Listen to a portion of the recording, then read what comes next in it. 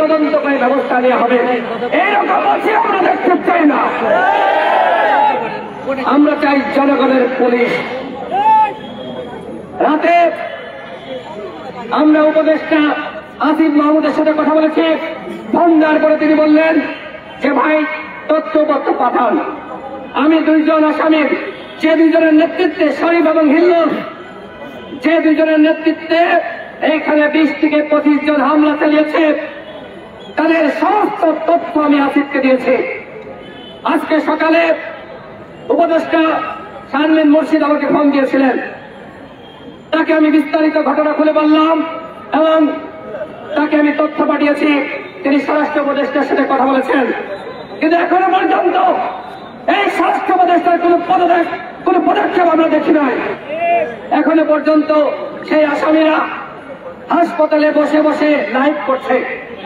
আমাদের পুলিশ কি করছে, আইজিপি কি করছে, ডিএমপি কমিশনার কি করছে? শহীদ মিনার মতন জায়গায় একটি নিবন্ধিত রাজনৈতিক দলের সিনিয়র সহসভাপতির উপর এই ধরনের হামলা ঘটলো। এখনো পর্যন্ত উপদেষ্টাদের কেউ ফারুক হাসানকে দেখতে যায়নি। তাদের ভূমিকা কি? যারা এই বিপ্লবে ভূমিকা রেখেছে, এই বিপ্লবীদেরকে এই সরকার রক্ষা করতে পারছে না। আমরা এর আগে দেখেছি ছাত্ররা, তারা যারা বিপ্লবী ছিল, শেখ হাসিনার পতনে ভূমিকা রেখেছে, তাদেরকে গুপ্ত হত্যার শিকার হতে হয়েছে। এই প্রোগ্রাম চলছে। আমরা স্বরাষ্ট্র উপদেষ্টাকে আমরা বলতে চাই, আপনি যদি এই আসামিদেরকে গ্রেফতার করতে না পারেন তাহলে আপনি পদত্যাগ করেন। এখনো পর্যন্ত আইন শৃঙ্খলা পরিস্থিতি উন্নত হয় নাই, পুলিশ ফাংশন করছে না। এইখানে যখন ফারুকের উপর হামলা হয় তখনও পুলিশ ছিল। এই আজকে আমরা সমাবেশ করছি, পুলিশ যেমন সামনে দাঁড়িয়ে আছে, ঠিক গতকাল ছিল, কিন্তু পুলিশ এগিয়ে আসে নাই। এইভাবে যদি এই ধরনের ঘটনা ঘটতেই থাকে তাহলে এই পুলিশ দিয়ে আমরা কি করব? তোমাদের মতন পুলিশ আমাদের দরকার নাই। তোমরা দেশের আইন শৃঙ্খলা পরিস্থিতি নিয়ন্ত্রণ করতে পারছো না। তোমরা শুধু শুধু বেতন নিবা, জনগণের ভ্যাট ট্যাক্সের টাকায় তোমাদের বেতন দেওয়া হয়।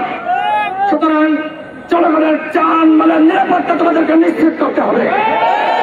আমরা স্বরাষ্ট্র উপদেষ্টাকে 24 ঘন্টার আলটিমেটাম দিচ্ছি। এই 24 ঘন্টার মধ্যে যারা ফারুকের উপর হামলা চালিয়েছে তাদেরকে গ্রেপ্তার না করা হলে এই স্বরাষ্ট্র উপদেষ্টাকে আমরা পদত্যাগ করতে বাধ্য করব। প্রয়োজনে এই সচিবালয় ঘেরাও করা হবে। যে সকল উপদেষ্টারা জনগণের পালস বুঝে জনগণের কল্যাণে কাজ করবে না, তাদের মতো উপদেষ্টার আমাদের প্রয়োজন নাই। আমরা দেখছি বন্ধুগণ, বিপ্লবের পরে এই মুহূর্তে যে সরকারটি রয়েছে, আমরা সকলে দাবি করছি সরকার আমাদের সরকার।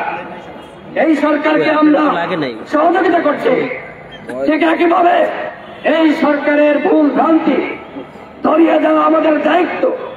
সরকারের সমালোচনা করা গণতান্ত্রিক রাষ্ট্রে বৈধ, অথচ কালকে কতিপয় সন্ত্রাসী শরীফ, সাইফুল, হিল্লুল এবং তনয়, এই 4 জনের নেতৃত্বে হামলা হয়েছে। এখনো পর্যন্ত এদেরকে গ্রেপ্তার করা হলো না। এরা চক্ষু বিজ্ঞান হাসপাতালে বসে বসে লাইভ করছে, সেইখানকার ক্যান্টিনের ঠিকাদারি নিয়েছে। এরা ব্যবসা বাণিজ্য শুরু করেছে। এরা দাবি করছে এরা নাকি বিপ্লবী। আপনারা দেখেছেন এর আগে স্বাস্থ্য উপদেষ্টাকে যারা আহত ধানধারী, যারা অবরুদ্ধ করেছিল, রাস্তায় যারা বসে রাস্তা অবরোধ করেছিল, গতকাল সেই তারাই ফারুকের উপর হামলা চালিয়েছে। এখন ষড়যন্ত্র, এই ষড়যন্ত্রের পিছনে কারা রয়েছে? এটি কোনো ছোটখাটো ঘটনা নয়। সরকার জানে, সবাই জানে, প্রশাসন জানে, কিন্তু এখনো পর্যন্ত ব্যবস্থা না হয়নি। আমরা সরকারকে বলবো, আপনারা কোন কাজে ব্যস্ত রয়েছেন? এখনো পর্যন্ত আপনারা দ্রব্যমূল্যের দাম কমাতে পারেন নাই।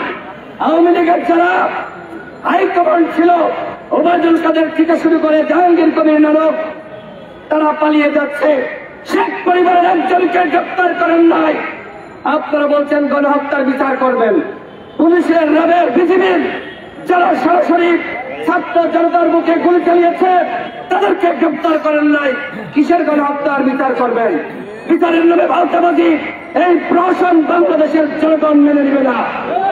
আপনারা বলছেন আসামি যদি উপস্থিত না থাকে তাও আমরা রায় দিয়ে দিব। বন্ধুগণ, শুধুমাত্র রায় ঘোষণা করলে কি বিচার হয়ে গেল?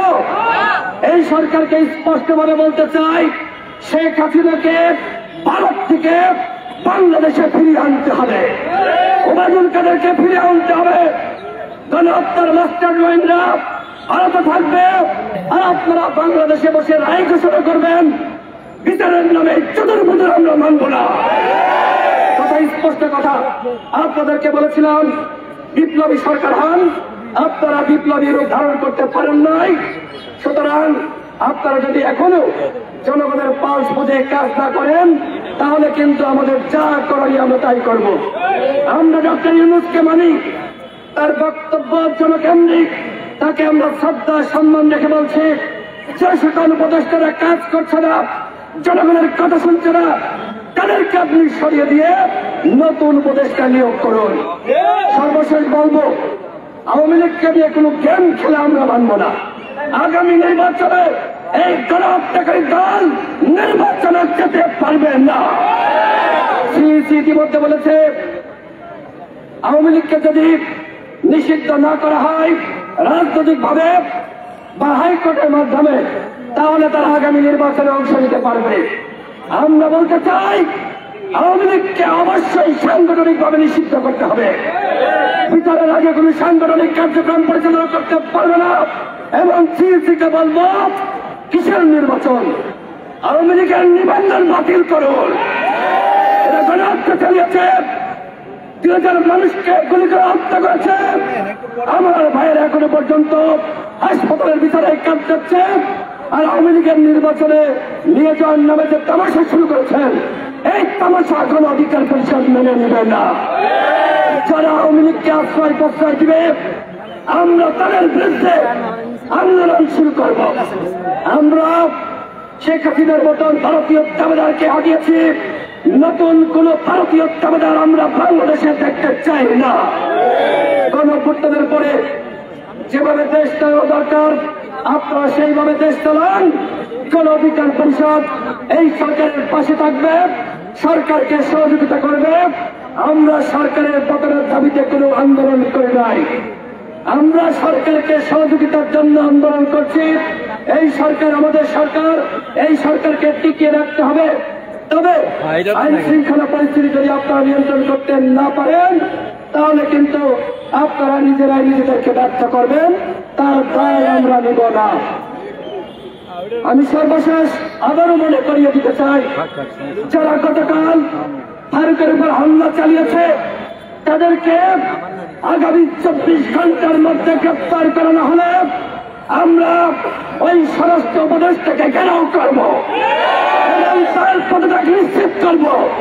সুতরাং যদি চেয়ারে বসে থাকতে চান, আজকে পুলিশের মাধ্যমে ওই চক্ষু বিজ্ঞান হাসপাতাল থেকে তাদেরকে ধরে আনুন।